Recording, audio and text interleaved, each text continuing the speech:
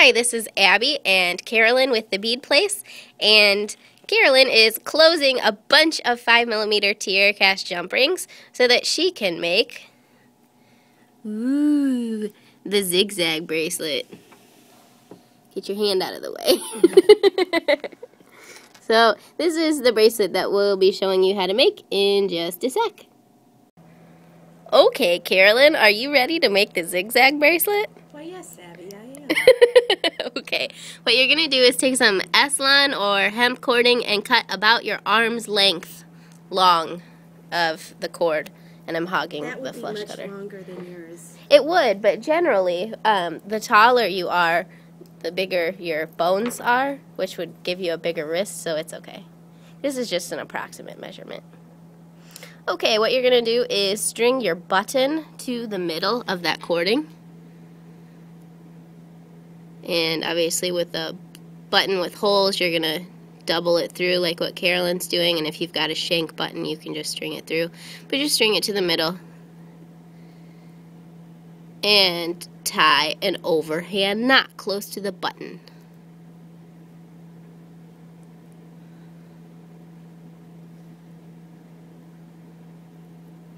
Okay. And then after you've tightened your knot, what you're going to do is dump out some of your seed beads onto the mat, and we are working with a size 5 mix of seed beads. And you can keep them at random or you can organize them. Whatever you want to do is fine. You could go with all one color. You could use different beads. We just like these because they're a fun mix. So see how pretty that is, and they come in all different colors. And we'll have those on the website also. So Carolyn, what you're going to do, if we look at this original bracelet, come on, zoom in. There we go. Oh, you moved it while I was trying to zoom. That's okay. You see how the beads are kind of every other with the jump rings? There we go, now we're zoomed. So it looks like there's a bead and then a jump ring that goes through both, and then a bead on the other cord and a jump ring that goes through both. What you're going to do is start with a bead and string it on one side of your cording.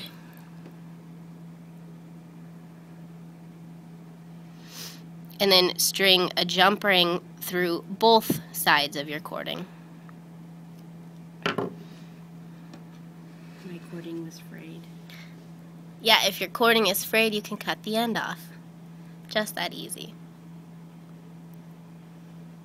So what I normally do is hold the cording together in my hands, kind of in between my fingers. That way I always have it ready to go. And it through a jump ring? Yep. So both of them through a jump ring. And then you're going to string a seed bead on the other side of the cording. So that's why I kind of hold them all together all the time. That way it's easy and quick for me to differentiate between the cords. I've got one on one side of my hand and one on the other side of my hand. Well, of my fingers, actually. There you go.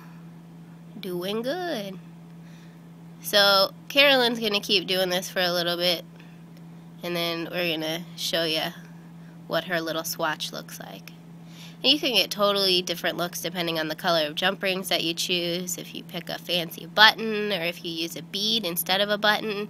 You could even attach a clasp if you want instead of a button, but buttons are kind of fun and trendy right now, so that's why we do a button. So, a button.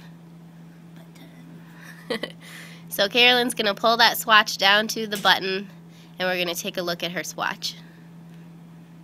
That's my roundabout way of telling you what to do.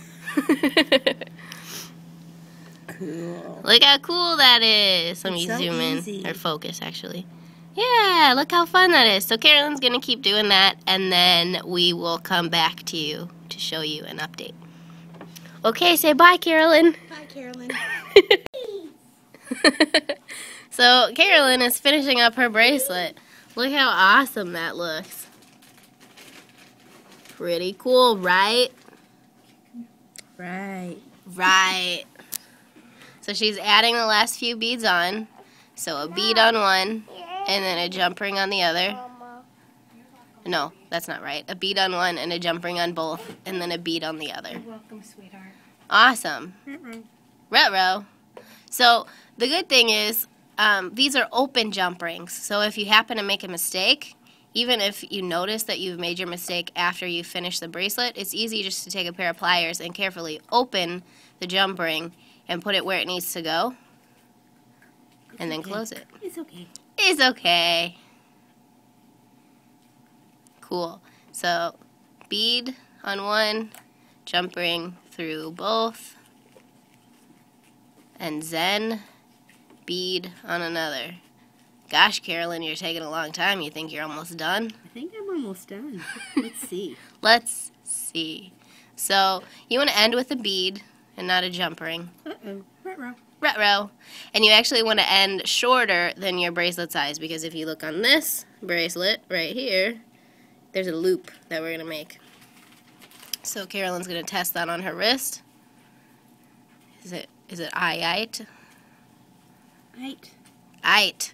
Okay, so then to make the loop, we're going to start with a knot. I'm going to put 2 more on You are? to make it difficult. No, you can't make it difficult. No, for reals. That knot makes a really long, or the loop makes a long. It's really far away. Okay. We'll do 1 more. All right.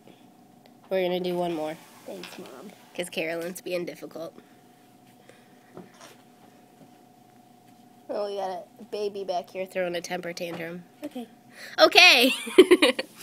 So then what we're going to do is tie it into a knot. So you can start with an overhand knot, or you can do the start of a square knot. It really doesn't matter. One little bit. So she's going to do an overhand knot,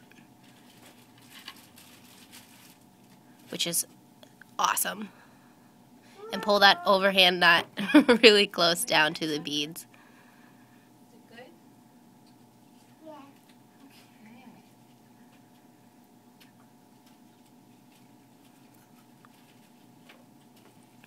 Okay, so then what you're going to do in order to make that cool, twisty, spirally looking loop is you're going to take one of the sides and just tie it in a knot around the other side. So make a loop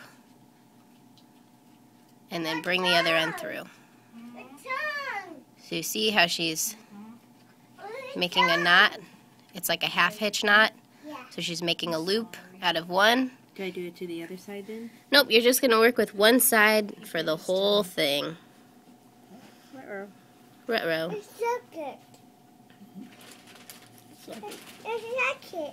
that's your A jacket. shacket? Frog, very good. Here, let's You're not take going to a, watch me the whole time, are you? take a break to the kid jumping like a frog. Are you a frog? Are you a frog? He sees the peyote beaded frog up there, and he's acting like a frog while eating a sucker. What color is your sucker? Gone. Gone. Yeah, color is gone. Oh, the purple's gone. Yep, all good parts. Cool. So Carolyn's working like this, and what she's going to do is work until she has double Here, the length over of here. the button. This Because is then the she's trash going to can. fold it back on itself. Oh, Carolyn's not doing a good job. That's okay. Carolyn's just going to work until she has double the length of the button, and then we'll come back to show you. Well, hello again. Carolyn and I have just changed clothes for dramatic effect. Ha ha ha. No, it's the next day. Just kidding. So Carolyn has finished twice her button length of the cool little Brady thing. We don't look at this part. We So had a little tension issue. what she's going to do is fold it back over and check to make sure that the button slides through with a little bit of tension. Does it work? Is Yes. it a good size? Awesome. So what you're going to do is take the 2 cords and tie them around the bottom, right where the beads start. One on each side? Yep. Or- Oh, okay. Yep. And then you'll tie it, swing it around again and tie it again. So see how she's doing that?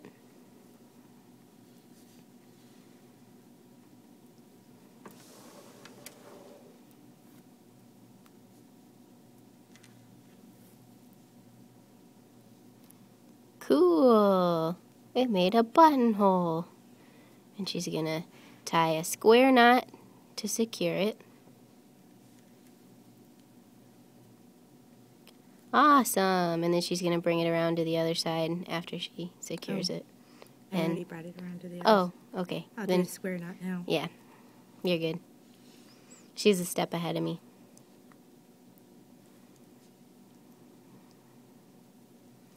Yay! Is that it? That's it. So then what she's going to do is put a drop of glue on it and trim the ends. So we will do that. And thanks for watching. Bye. Carolyn forgot to say bye. Say bye, Carolyn. Bye, Carolyn.